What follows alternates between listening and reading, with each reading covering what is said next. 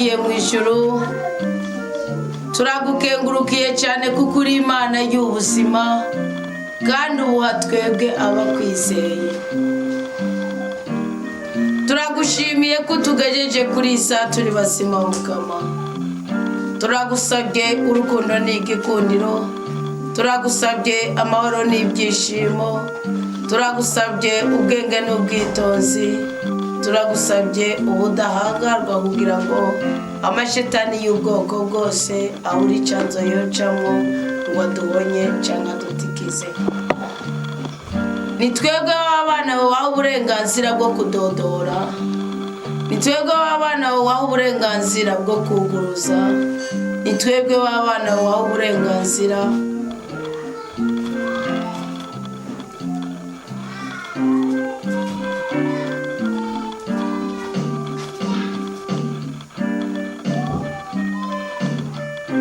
bwo gusenga tugasubizwa mu byo dusengeye.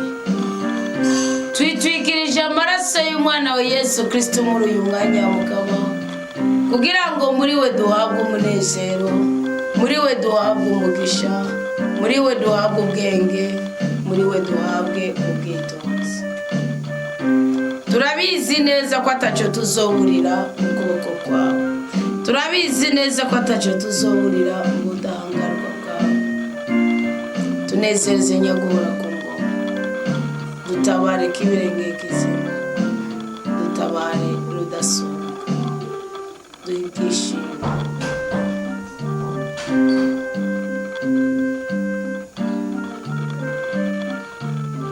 Uyu mwanya nuduha igisubizo mu bibazo biriko biradudubiriza mu mitima yacu.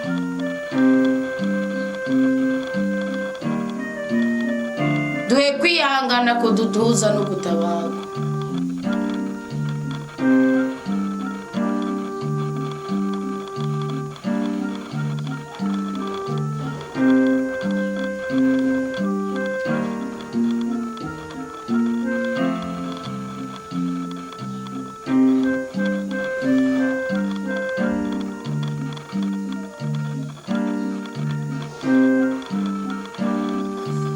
Tubohorere amarangamutima kugira ngo tubeho dufise ibyishimo. Tubohorere ubutunzi uturire imyenda, tubohorere igikundiro utubohorere ubudahangarwa. Yesu kiza ingingo zacu zibaho bakubera uburwayi runaka. Yesu twuzuza amahoro yawe. Yesu tuhuze n'imigisha, uduhe umutima mwenda tuyobore, atwigishe tuganirire ukubwi kw'igisuzuguro mu izina rya Yesu Kristo, umwami umukiza n'umucunguzi w'ubuzima bwacu. Amen.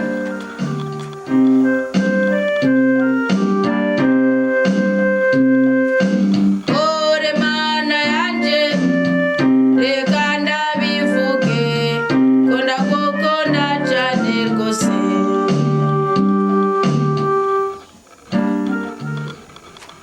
Tugire Kristo. Ndabahaye ikaze muri umwanya mwiza w'ijambo ry'Imana. Ryazamu ry'abisobanukiwe, ryazamu ry'abahawe kudodora bakugururirwa, ryazamu ry'abahawe gutaka bakumvwa mu gutaka kwabo. Tugomba twifashisha ikibazo cyabajijwe n'umukristo tuganire ku bijyanye n'inzara.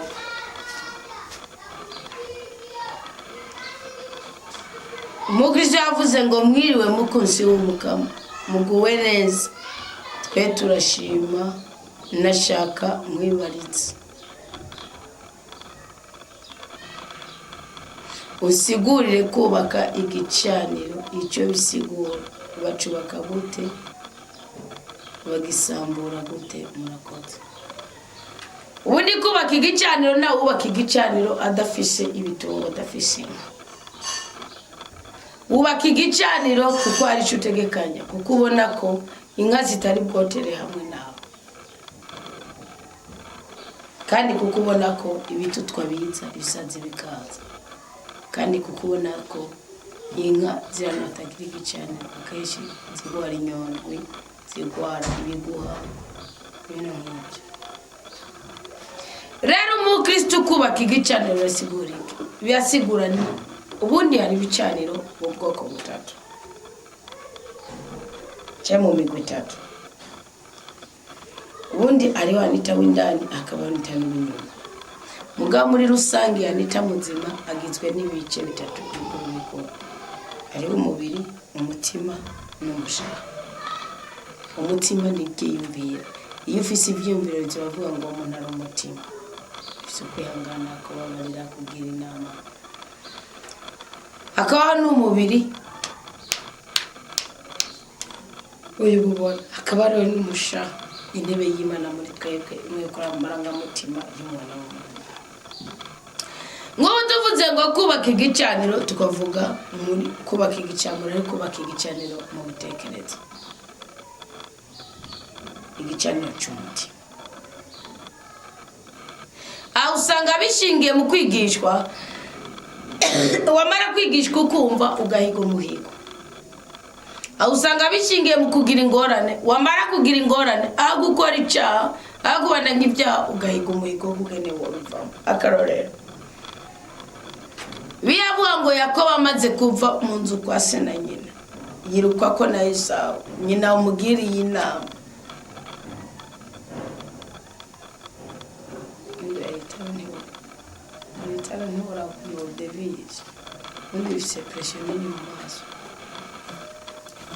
Akaraba ukugene nyina yamubwiye ati bikore jewe ndabibona ntacuba. Akara ukugene nyina atace mufashije ihasagiwe rimwirutseko ise nacari bumufashe. Ngo amaze kwisanga aryamye ngo amaze kwisanga aryamye mu ishyamba ngo yahitse umuhigo. Uwo muhigo buri yatanguye kuhigira mu mutima. Arabona ati mama sindi bumucinje ngo ndamutukagure ngo ngirene ngo naciye mfashije n'undi ntaza kunsoba muri iri shyamba. Uwo muhigo washingiye ku kwisobanukirwa. Avuga ati ishyamba namaze kurijamo iyo niko naje sindahaza nukwira winyiriyeko. Niko biyita kwisegura.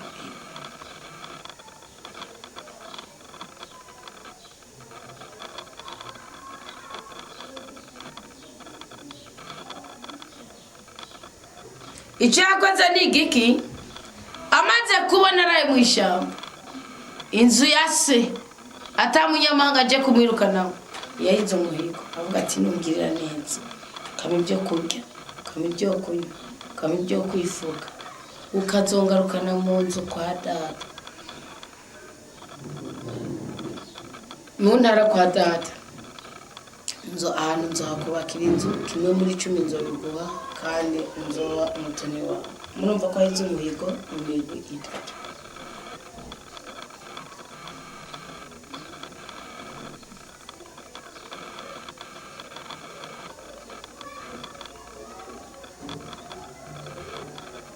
Uwo ni umuhigo utuma Imana ihora igendana nawe. Icyo nicyo bita kubaka igicaniro mu bitekerezo. Ukagira ibyiyumviro bizima, ukabona kwama kuburimo, intambara urimo, imibabaro urimo, agahinda urimo, atakindi kintu kizobigukura ko usige urukundo rw'Imana, ingabirano y'Imana, inema y'Imana, ukwezigira Imana. Ngibiko no kubaka igicaniro. Dawudi yigeze kwiyumvira avuga ati jewe none ko nabaye umwami, nije nshobora kuryama mu nzu y'ibiti yubakije ibiti by'inyerayo. Imana iryamye mu ihema, agahema gatabaguruka, agahema kagirana. Aciyumvira ibyo bitekerezo atarabishyira no mu ngiro.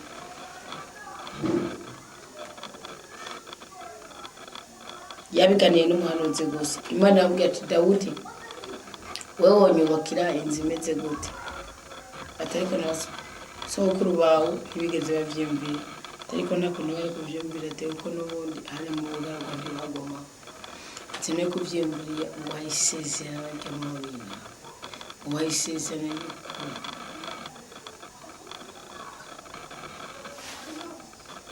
uwayisezerano ry'ukuba rurangiranwa muri Israeli. Muri wewe n'Imana y'ijuru n'isi, ku ngoma yawe ntihazigera habura uyobora.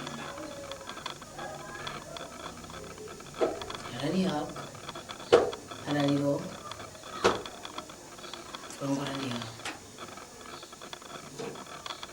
icyo ni igicaniro yari yubatse mu bitekerezo byiwe.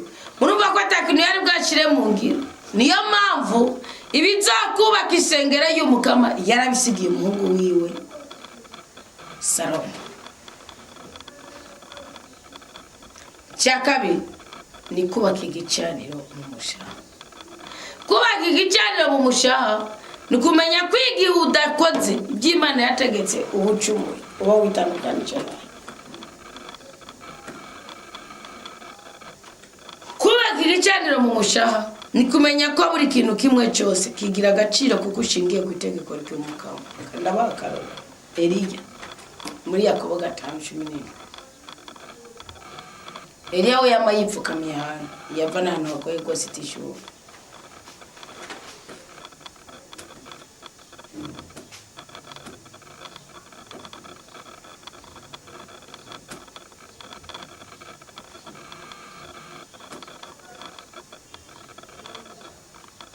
Eliya icyo yakoze ni igiki? Amaze kubona ibyaha biriko birakorerwa muri Isirayeli, Eliya arisobanukiwe aradohoka araza kuremba ry'umwami. Avuga ati nimba ari imvura bateramenye amani muzongera kuyiraba. Kubera ko Eliya yarafise ahantu apfukama agasenga. Imana avuga ati umuntu yafashe imvura muri Isirayeli ati mugamize kuri kumukubita ishuba. Imana tubone Eliya maze apfukama. Uku kubaka igicaniro mu mushaha cyangwa mu bugingo ni gutunganira iby'Imana yagennye. Nimba Imana yasizeho amazamu kuguritsa ibirere byiza murawumviritse. Ngo Eliya yari umuntu nkatwe ngo ariko agira umwete wo gusenga cyane. Imana iraheza iramwumvira ikora ibyo yadesize koko. Kono kubaka igicaniro. Igicaniro ikere cyo bita igicaniro cy'amasengesho. Ubundi bicaniro biri kubaka igicaniro biri mu buryo butatu.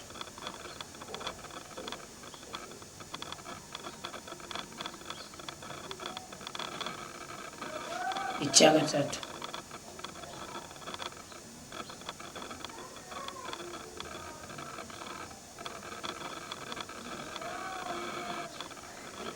ni kubaka igicaniro mu mubiri mu buryo bw'ibigaragara, kwandikisha igitabo gishasha.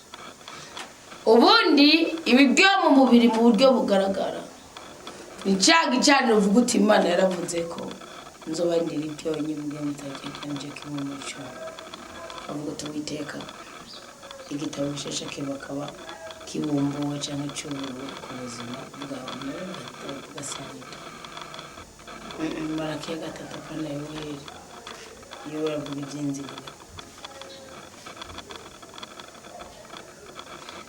Ibyo bicaniro bitatu by'Imana iyo utabyubatse ku buzima bwawe kubaka kimwe uruzo muzeretse bw'ikintu kubera iki wisanga inyuma y'uruzitiro. Ubu kubaka igicaniro cyo mu isi bigaragara ni kwa hundi tugaragara gutanga ibyacu.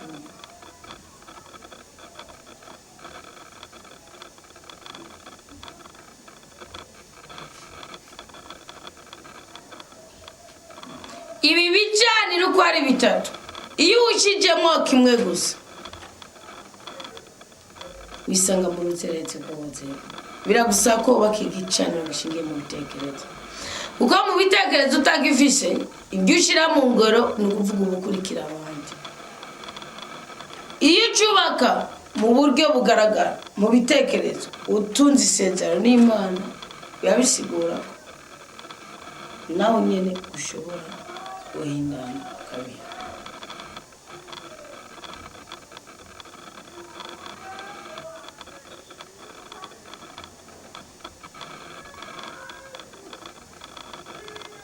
Iki gicaniro rero cy'umubiri cyo bigaragara icyo gicaniro kiza kudutandukanya n'ibyo kuko imigisha myinshi tuyibura kubera kuryajyana kandi baturyajyana kuko babona ko ari icyo Imana yatugeneye.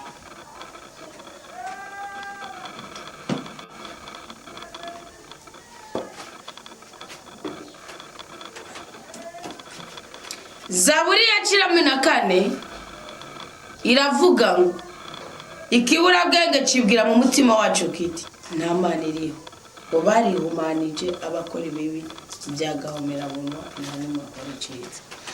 Mbese ni kubera iki iyi Zaburi yavuze ngo barihumanije abakora ibibi?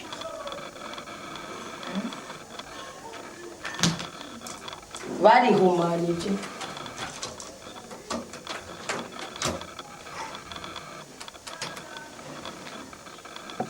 ngo barihumanije abakora ibibi. Wibura bwenge vyibwira mu mitima yacu biti nta mana iriho, barihumanije abakora ibibi byagahomera bunwa nta n'umwe akora iciza. Mbe mwari muzi ko abantu bakora ibibi byagahomera bunwa atarabasama atarabicaye atarababesha n'abagagumba Imana n'abarenganya Imana? Ngo Imana aho yicaye mu ijuru yarunamye yitegereza bene Adamu ngo irabe ko harimo n'umwe iyo bazi ubwenge iyo barondera Imana. Iminsi yose mu gatondo, iminsi ya saa sita z'ijoro, urumva burya hari hagati ya saa sita z'ijoro na saa 12 ntukwiye kubura n'umunota. Mugabo igiti ukagica ngo aritegereje irabe ko hari umuntu we karataka ubutumwanira ngo bose barataye inzira, bose hamwe barahumanye nta n'umwe akora iciza habe n'umwe. Mbega baba batagira ubwenge abo bose bakora icyaha bakarya igihugu canje nkuko barya umukate kandi ntibigere batabaza Imana? Mwumvise bundi igihugu c'Imana niki? Ninde ahinduka igihugu c'Imana? Yakobo mu guhindurirwa izina usome mu gitabo c'Itanguriro waniganye ni mu marayika baranigana ahubwo ati n'icitwa Yakobo kundi. Byumvikana neza ko mu kuba igihugu c'Imana ko Israeli ni igihugu mugabo irasikorera ko wabatu. Birumvikana neza ko mu kuba igihugu c'Imana ubanza kubutunza umutima utunganye, umutima witwararika ineza, ikakuba muri abo benshi bataye inzira bahumanye atanu makora iciza abe n'umwe hamwe na ngo mbega baba batagira ubwenge abo bose bakora icyaha bagagira igihugu canje nkuko cy'umukate.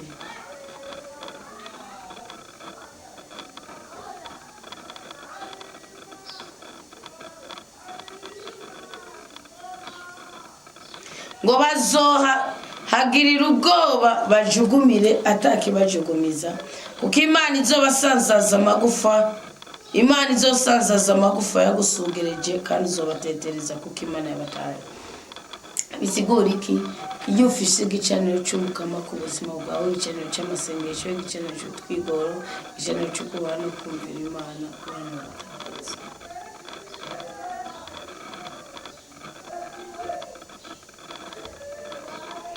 Ngo ninde azova muri Siyoni akazanira ukiza Isirayeli, aho Imana izogarukaniye abari barizwe imbohe mu gihugu ciwe. Bene Yakobo bazonezerwa, Isirayeli ihimbarwa. Iyo ufise igicaniro cy'umukama ubu bubiko bw'Imana. Iyo ufise igicaniro cy'umukama uba indongozi mu buryo buhanitse. Iyo ufise igicaniro cy'umukama ugira ubudahangarwa. Gucana igicaniro ni kwifatira umwanzuro mu gusenga akavuga uti ibyo senga ifoko bisa na jewe ndani ngasa na jewe nyuma. Ukifatira umwanzuro uti cy'Imana ivuga nico nyine. Ukifatira umwanzuro uti isaha saa 9 nzokoma ndiko nasenga. Ukifatira umwanzuro uti nsambya saa 2 nzokoma narikurikirana. Uko no kwifatira umwanzuro kandi kwifatira umwanzuro ushingiye mu cy'Imana yagenye no kugishira mu ngiro ubucanye cyane. Ngo yawigishijwe gutanga kimwe muri cyumuka byo kibari gicaniro cyane ubudometse kandi udomekerwa n'icyo ntabwo udomekerwa n'umugisha ujambo ry'Imana. Nuko rero ubyumve yo gucana igicaniro Bibiliya yereka iravuga ngo imigisha yose izokozana ko ni kugira umwete wo kumva no kumvira amategeko Imana igushinga. Kugira umwete wo kumva no kumvira amategeko Imana igushinga. Turagushimiye cyane mukama kuri uyu mugoroba mwiza duhaye bwo bwawe. Turagushimiye kuko ni wowe netuye, ni wowe ugira neza. Umunsi wadutabaye duha agacu, wadutabaye kandi uduha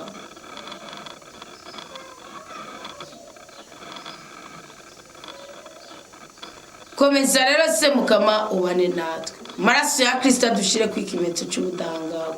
Ubasha bwa mutima mweranda bukorere muri twebwe ubwoko bw'Imana. Duhabwe umunezero, turindwe umubabaro. Duhabwe ubutabazi, turindwe igisuzuguro. Mu izina rya Yesu Kristo, icangiro gikugweho n'igikundiro, agahinda gakugweho n'agahimbare, ubukene bukugweho n'ubutunzi, kuko dufite Imana.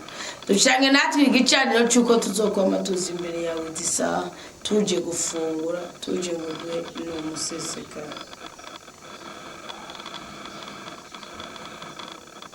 Mutima w'Imana, mugisha w'ijambo ry'Imana, komereza nganye, hembura ubwoko bw'Imana, komereza nganye, tabara ubwoko bw'Imana, komereza nganye. Nezereze twebwe abasavyi bawe, uhembure twebwe abana bawe, urinde imitima yacu kubabara, udutandukanye n'ibyonyi byose, utwuzuza urukundo, utwuzuza ibyishimo. Mu izina rya Yesu Kristo duhabwe umugisha, umugwiza n'umunezero. Amen, amen. Haleluya. Imana nyina muri twishimire, tunezereze kandi turinde kubabara mu izina rya Yesu Kristo. Amen. Mukora wa mwiza, umugisha mu